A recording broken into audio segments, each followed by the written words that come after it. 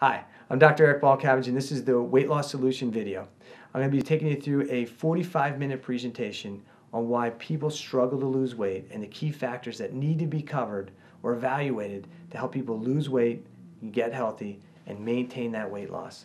I'll explain my techniques for doing it, how I evaluate people, and how we help people improve the quality of their lives by helping them get healthy and lose weight. So I've been in private practice for the last 15 years. I spend hundreds of hours every year studying functional medicine and functional nutrition that I apply to my practice to help my patients lose weight and get healthy. So we're going to spend the next 45 minutes going over how I evaluate a patient and what we do to help somebody improve the quality of their life. So as you watch this video, many of you probably have been told the only reason that you're overweight is because you need to eat less and exercise more. And that model just isn't true. Because we all know the skinny person who can eat whatever they want, never exercises, and never seems to put on a pound of weight. And we all know somebody who exercises all the time, and all they have to do is look at food, and they put weight on. If you're overweight or obese, you aren't alone. President of the United States, 34%, or 1 in every 3 adults, is obese, while 17%, or about 1 in every 6 children, is obese. 68% of the adults and 34% of the children are considered overweight. And the rate of obesity has doubled since 1980, and childhood obesity has tripled since 1980. So how do you know if you're overweight or obese? Look at this slide and you can figure out how to calculate your BMI.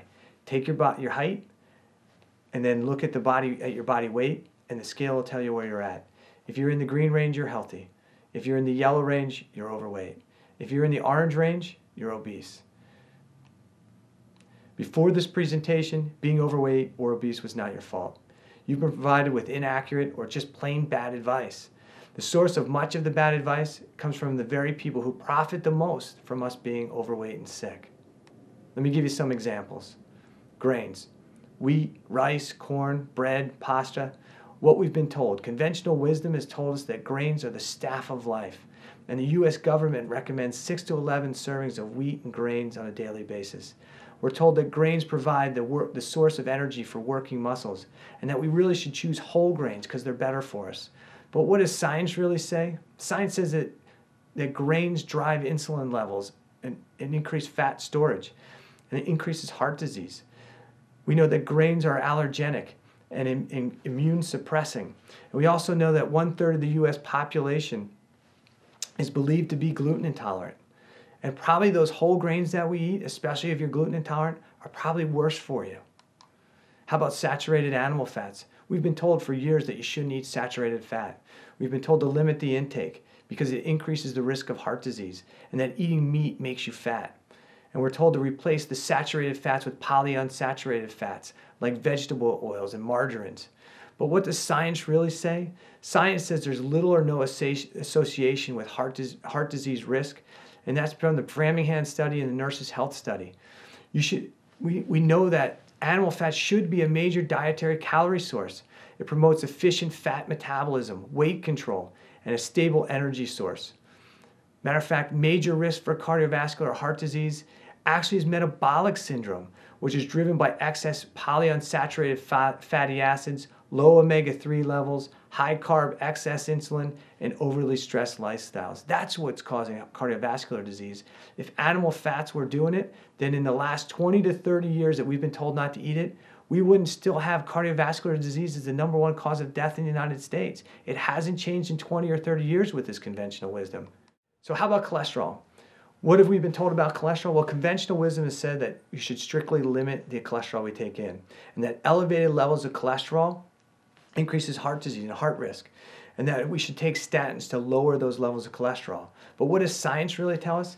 Science tells that we need cholesterol, that cholesterol should be something that we put into our bodies on a regular basis because we need cholesterol for every hormone function in the body. Every cell in our body is made of cholesterol. You artificially suppress cholesterol, you can't remake your cells. You can't make hormones that run the body. You can't make hormones that make your testosterone and your estrogen. You need cholesterol. It's critically important to overall health and well-being, and there just isn't enough good studies that say that artificially lowering cholesterol decreases risk of cardiovascular disease. Matter of fact, most studies say it has nothing to do with it. How about eggs? What have we been told about eggs? Well, we've been told to minimize the consumption of eggs because what do they have? They got cholesterol in the egg, and that we shouldn't be eating eggs. They're just unhealthy for us. And if we are going to eat eggs, then maybe we should just eat the protein because that's really the good portion. But what does science say? Science says there's zero correlation between the cholesterol in eggs causing anybody to have cardiovascular disease or be overweight. Matter of fact, when you eat an egg and you eat the cholesterol that's in the egg, you don't absorb a big cholesterol molecule. That cholesterol molecule is broken down into small little fatty acid particles that get dissolved through the intestinal membrane.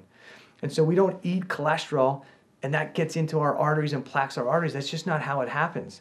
So eggs are a great source of cholesterol, they're a great source of fuel, and they're a great source of protein. So eggs are great for us.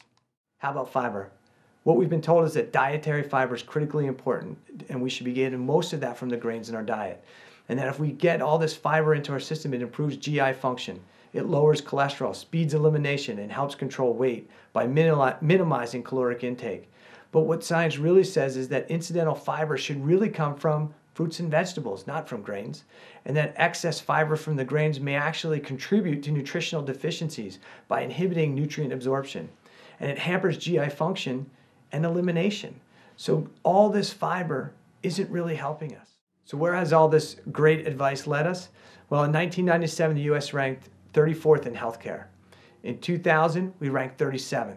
In 2007, we ranked 48th. In 2009, we ranked 50th. The US ranks 41st in life expectancy. We spend more money on healthcare than any other country in the world, and we have the worst healthcare system of any industrialized nation.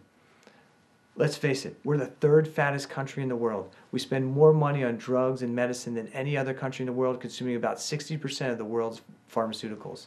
So what do we have to show for all this great advice? Let's face it, we're the third fattest country in the world. We consume 60% of the world's pharmaceuticals. The advice just isn't working, and it's time for a change. Here's some more statistics. 1 in 4 people will die from heart disease. 1 in 4 will die from cancer. 1 in 3 will develop diabetes. 1 in 3 women are clinically depressed. 1 in 6 couples are infertile. 1 in 6 kids will have a neurologic condition. 1 in 8 have an autoimmune disease. And 1 in 8 women have thyroid problems. These are all chronic diseases. We have never been sicker than we are today. Something's wrong, and it's the advice we've all been following. Remember this, the food pyramid? We've been following this advice for the last 20 or 30 years, and it's just made us sicker every year. So write this down, because this is important. The advice you've been given is wrong and is making you unhealthy. You are overweight because you are unhealthy, not the other way around. You must improve your health if you desire to lose weight and keep it off. And you need a doctor who will help you find out what is causing you to be unhealthy and overweight. And I am that doctor.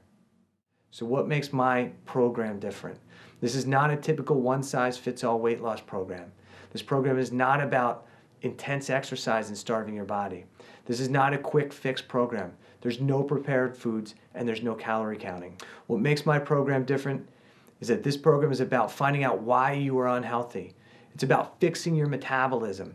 It's about allowing you to burn and lose fat. It's about teaching you how to make the right food choices for you and returning you to the lifestyle and the life that you deserve. Let's face it, you only get one trip around the big planet, and I'm sure this is not the way you envision spending it. You deserve better, and we're going to help you get that way. This program's not for everyone. You must be willing to change your current habits, and you must be willing to take personal responsibility for your health. It's not your insurance company's responsibility, it's not your wife's responsibility, it's not your kid's responsibility, it's your responsibility.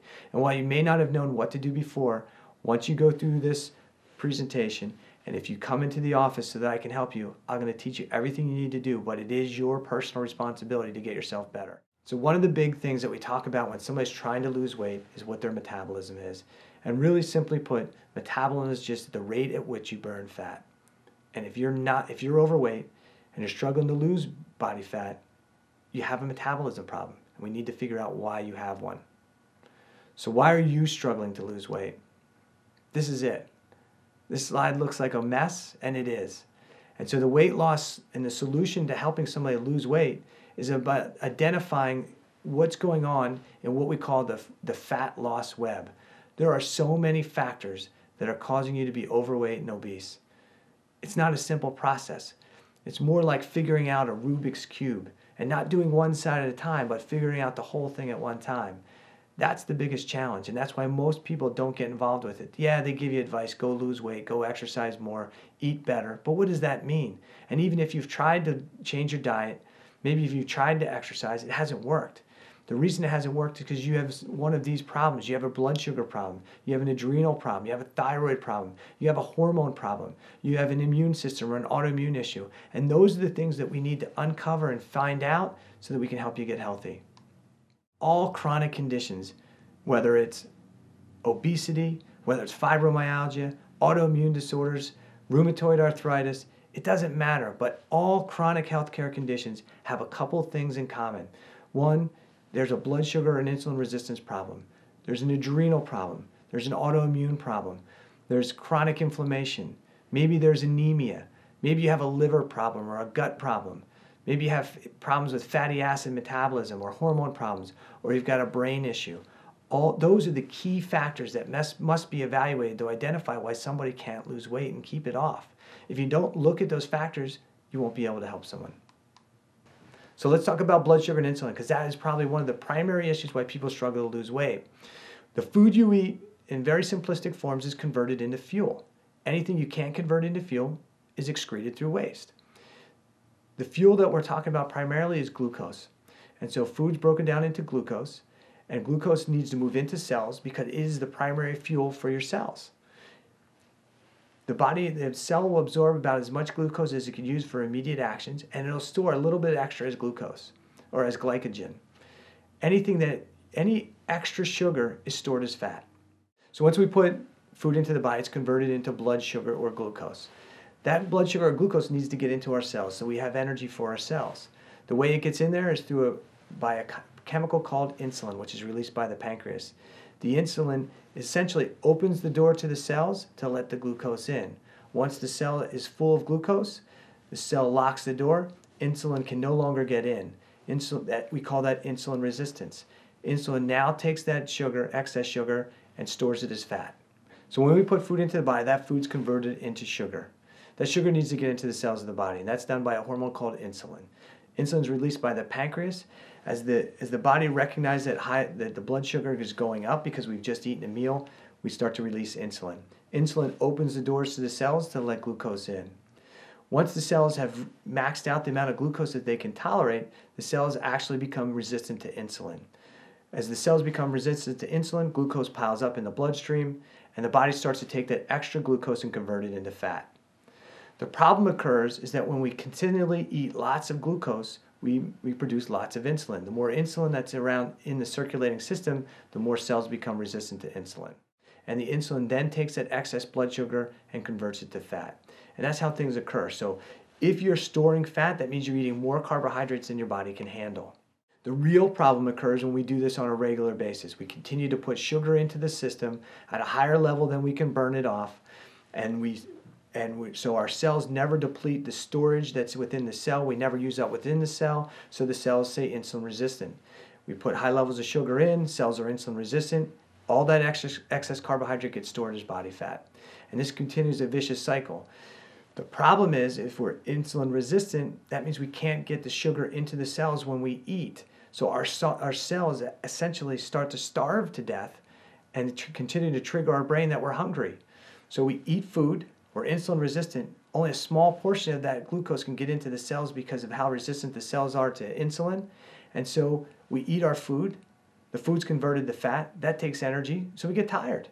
And not only do we get tired, but after a while we start to say, hey, I'm hungry, because the cells are saying, hey, I never got any fuel.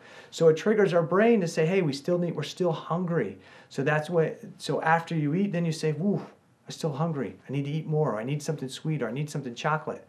And so then you grab something chocolate, but that puts more carbohydrates into the body, which is converted into glucose, which increases the circulating blood sugar, which increases insulin, but your cells are resistant to insulin, so instead of getting it into the cells, it gets stored as fat.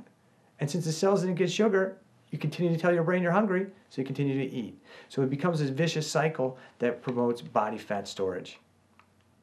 So what happens when we're insulin resistant? Just take a look at this slide.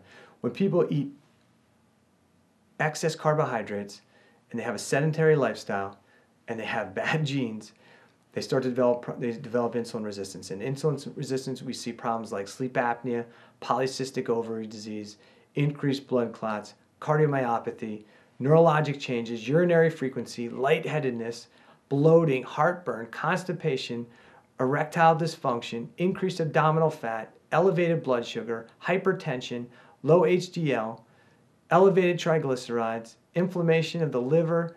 You can develop cirrhosis and all kinds of challenges, all because somebody develops insulin resistance because they have too high of a carb load for the amount of energy they're expending. So how do you know if you have a blood sugar problem and insulin resistance? Maybe you crave sweets during the day. You're irritable if meals are missed. You depend on coffee or caffeine to get through the day. Eating relieves the fatigue. Maybe you fatigue after a meal. Within about an hour after eating, you start to feel tired or fatigued. You must have sweets after a meal. You get done that meal, I just need a little piece of chocolate. And sometimes, the insulin resistance is getting really bad when you eat the sweets and it just doesn't relieve the craving anymore. How do we know from an objective perspective? Well, we can take a fasting glucose, we can look at your LDH levels, we can look at your hemoglobin A1C, we can look at insulin levels, and we can look at things like your triglycerides and your lipids. Those tests will tell us if you have a blood sugar and insulin resistance problem, or even if you're diabetic.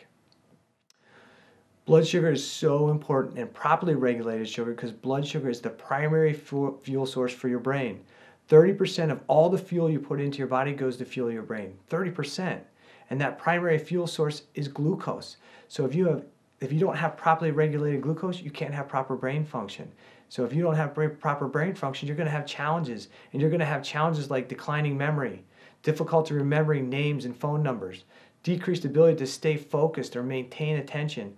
It's going to be harder to learn. Think about our kids. What are they eating for breakfast every morning? They're eating maybe a piece of toast and some whole grain cereal, which is all carbohydrates, no protein. And they go to school and they're tired and fatigued. You can't keep their attention within a half hour or 45 minutes of being in class.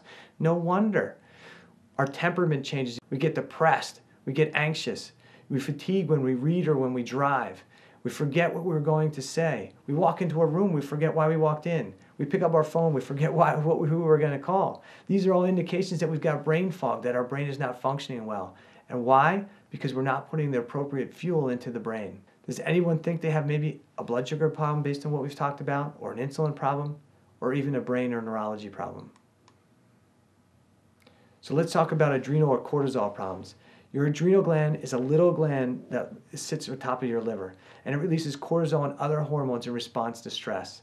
This system works really well when it's short-term stress, but starts to break down under extended periods of stress. So when we look at short-term stress response, this is how the body should work. We come upon a stressor, and this initiates our fight or flight mechanism. When we're under stress, the adrenal gland releases cortisol and other hormones. The release of these hormones causes the body and non-essential functions of the body to slow down. So our immune function slows down, our digestion slows down, our endocrine or our hormone production slows down. Cortisol increases glucose release from our tissues because we need some instant energy to get away from our stressor. This allows us to get away from the stressor, and as we get away from the stressor, the stress diminishes and our body returns to normal. That's a normal stress response. It's called our fight or flight response.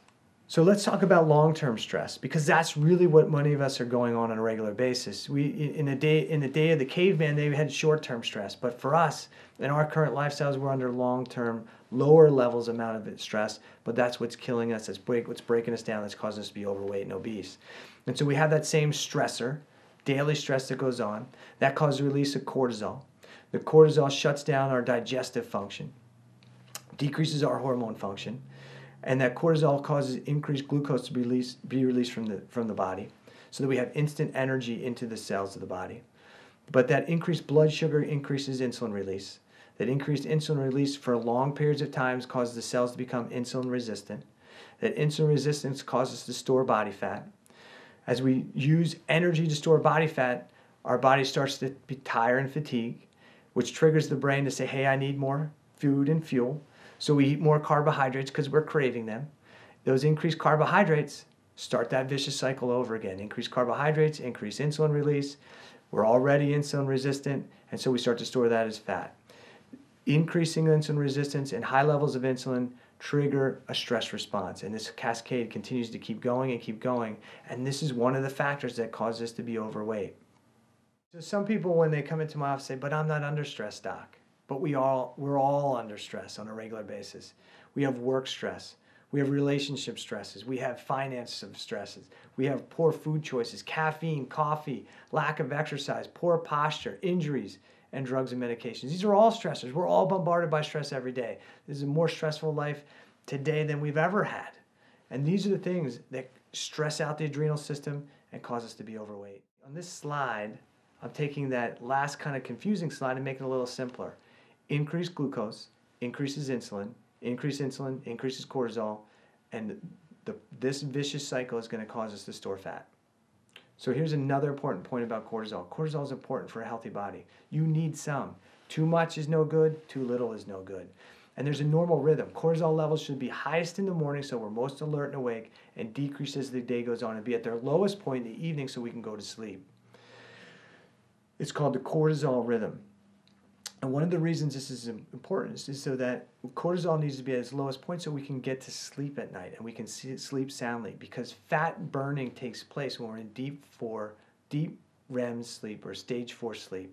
If you never get to stage 4 sleep because you have high levels of cortisol into the evening, you can't burn fat. So we have to look at cortisol and its cortisol rhythm. It's not just a matter of is it's too high or too low, but what's that cortisol rhythm look like? So how do you know if you have an adrenal problem? You can't stay asleep at night. You crave salt. You're a slow starter in the morning. You may not be hungry in the morning. Matter of fact, you may be sick to your stomach in the morning. You may have afternoon fatigue, and that's why maybe you're looking for the 5-hour energy or the cup of coffee in the afternoon or the can of Mountain Dew. You have difficulty losing weight. You can't fall asleep at night.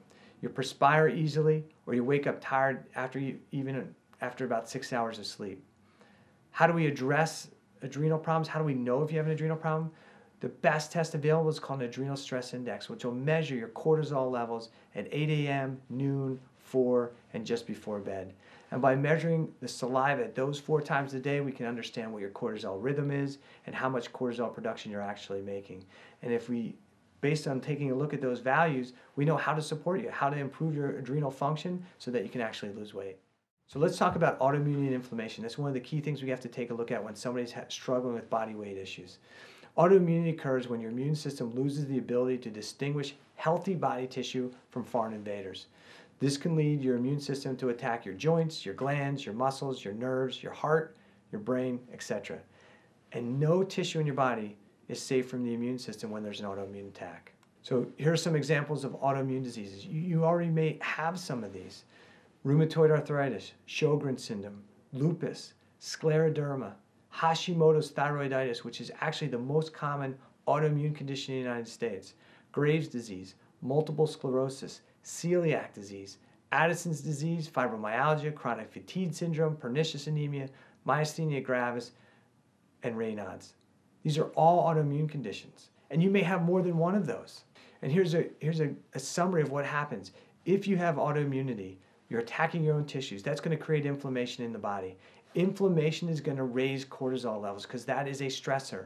And when you raise cortisol levels, what do we say? It increases insulin resistance. When you increase insulin resistance, you're going to store the blood sugar that you put into your body as body fat, and you're going to become obese. Let's talk about some GI problems. The GI tract absorbs nutrients, eliminates toxins, metabolizes hormones, produces energy, and produces 99% of the body's neurotransmitters. 70 to 80% of your immune system lies within your gut. Gastrointestinal dysfunction or any imbalances in the GI tract are going to affect and cause inflammation and ultimately affect your health. GI issues are the most mismanaged disorders in healthcare today. So when we have GI problems, any imbalance in the GI tract, because the bulk of the immune system there, is going to stimulate an immune response. It's going to create inflammation. And that inflammation is not just going to be in the gut. It's going to affect the brain. We're going to have brain-based inflammation. We're going to have systemic inflammation like pain syndromes. That increased inflammation increases the stress response or increases cortisol. That increased cortisol increases insulin resistance, which promotes obesity. So it's this vicious cycle. That's the same theme over and over again. Any disruption of the GI function is going to increase inflammation, and you understand the rest of the story that it's going to lead to obesity. What are some signs of GI dysfunction? Belching, burping, or bloating, constipation or diarrhea, heartburn, indigestion, stomach pain, passing large amounts of smelly gas, and some people have no symptoms at all. Matter of fact, people with celiac disease, which is destruction of the intestinal lining, a large percentage of those people don't even have any intestinal symptoms and don't even know that they have celiac disease until they're tested because somebody else in their family is tested. The best test to identify whether you have problems with your GI tract that may be causing inflammation that may be promoting obesity are your regular blood chemistry tests. A test called a stool ecology profile, which looks for bacterial infections and parasitic infections and yeast overgrowth.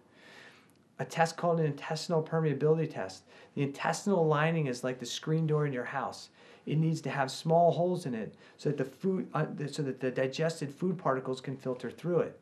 But just like your house, if I came and punched a hole in your screen door, bugs, flies, moths are going to get through. If you damage the intestinal lining because you have gut infections or food intolerances or inflammation, then undigested food and bacteria can leak through the intestinal lining and cause inflammation and infections in the body, and that increased inflammation increases cortisol production, which can promote fat storage and obesity. We can also do food intolerance tests. It's because food is one of those things that can cause problems and disruption of the GI tract. The food you eat either fuels you or inflames you. It's one or the other. And for many of us, especially people who struggle with weight issues, a lot of the food that they're eating is inflaming them. Let's talk about the liver. Among other things, the liver is responsible for hormone production, detoxification, glycogen storage. It eliminates harmful biochemical products, drugs, and alcohol. It synthesizes bile, manufactures protein, metabolizes and stores carbohydrates, synthesizes, stores, and digests fats. The function of the liver is critically important, but it's often ignored, and functionally oriented liver problems are extremely common and often overlooked. Fatty acids are a primary fuel for the body along with glucose. And we're talking about omega-3, omega-6, and omega-9 fatty acids. Fatty acids disorders are caused by vitamin and mineral deficiencies. They're caused by insulin resistance, thyroid disorders, by trans fatty acid consumption, medicines, food additives, heavy metal toxicities, and a whole bunch of other things can cause alterations in fatty acid metabolism. The problem is when you have problems with fatty acid metabolism, it alters cellular communication, so the cells can't communicate appropriately. It alters hormone receptor function, and it causes chronic inflammation. And you know the story. When you cause chronic inflammation, it increases cortisol. Increased cortisol promotes body fat storage. And then we've got to take a look at hormones. And we don't have enough time in this presentation to get into all the functions of the hormone, but just know this. There are some hormones that are important for fat burning, and there are some hormones that are really important for fat storage. And an imbalance in either one of these is going to create a problem. So the fat burning hormones are things like growth hormone, insulin-like growth factor, glucagon, which is released when you eat protein, adrenaline, thyroid hormones, which is another reason why healthy liver function is so important, because thyroid hormones are the hormones that really run the body. Thyroid hormones are really what run and control metabolism, our body's ability to burn fat. And if you have an unhealthy liver, you can't convert thyroid hormone from an unusable form into a usable form. And then another fat burning hormone is testosterone. The fat storing hormones are insulin. That's the big banana. That's the one that's so important that we can make sure we control, because as insulin levels go up, we store more body fat. But estrogen stores body fat, and so does cortisol. Hormones are best elevated by looking at blood work, and really the best test for evaluating hormone function is salivary tests. So now when we to summarize all this, we take a look at this slide again and we say, hey, look, the reason why you're overweight and the reason why you're struggling to lose weight is because somewhere lost in this web is your problem. Which is it? It could be one or multiples of these problems. We don't know yet. But what we have to do is some of the appropriate tests to find out what's causing you to be overweight and obese, what's causing you to be unhealthy, what's causing you to store body fat. We have to decipher this fat loss web. So there are no secrets when it comes to fat loss. It's all about untangling your web. To lose weight, you must eat right for you, exercise, and make sure your physiology is working correctly. If any of these are missing, weight loss is a lot more difficult. Your physiology dictates how well a diet and exercise program will work for you. To know how your physiology is working, you must run the appropriate tests. So let me explain. When you get lab work done and your doctor looks at your lab report, he's using what are called lab ranges. These are ranges are just averages, and they're based on everybody that goes to a lab over a given year. And the whole range is set up so that 90% of the people who go to get blood work done are within the range. They are within the normal range. If you are outside the lab range, you're in the sickest 3% of the population that's got blood work done. But let's think about that. Who goes and gets blood work done? Is it usually the healthy people that are going to get a lot of blood work done? No. It's the people that are sick and are on medications. And so what happens is, as people get sicker and people take more medications, those ranges have gotten wider and wider over the last 10 or 20 years. Those ranges aren't good enough to measure somebody's health. They are pretty useful for measuring pathology and for telling us when somebody's really diseased and sick, but they're not good for telling us how healthy somebody is. I use a different range, and it's called the functional range. And this was developed by the American Association of Clinical Chemists. And you can think of the functional range, which is the green range in the lower bar, as the healthy range. And that's like the A range, like if your kids were in school. That's the range we want to see you in. The red range is the F range, and the yellow range is the B or the C or the D range. And if you're in that B or C or D range, your doctor's not seeing that range. He's only looking for, if you're in the green, you're either sick or you're healthy, one or the other. But when we look at a functional range, we say, hey, listen, there's a healthy range, the A range. If you're in that, you're doing good. But if you're in the B, the C, or the D range, you're in the process of getting sick. And that tells us that, hey, the body's not as healthy as it should be. It's not working as well as it should be. And that's how we find early problems before you start to have disease. So we don't want to wait until you're into the red range. We don't want to wait until your lab values are positive. We want to find you when you're in the B, the C, the D range and help you so that we can help you improve your health. Let me show you on this next slide an example of what some of those ranges look like. So let's use some of these ranges as an example. So let's look at glucose. If you had a 73 as your blood sugar level, your doctor would say, hey, that's within the lab range and there's nothing wrong with you. But the functional range is 85 to 99 or 85 to 100. So a 73 in our world would mean you have a blood sugar problem. Cholesterol, an even better one to take a look at. Conventional wisdom says that cholesterol levels should be as low as we can get them. And if you had 148 on your blood sugar, on your cholesterol level, your doctor may think that was great.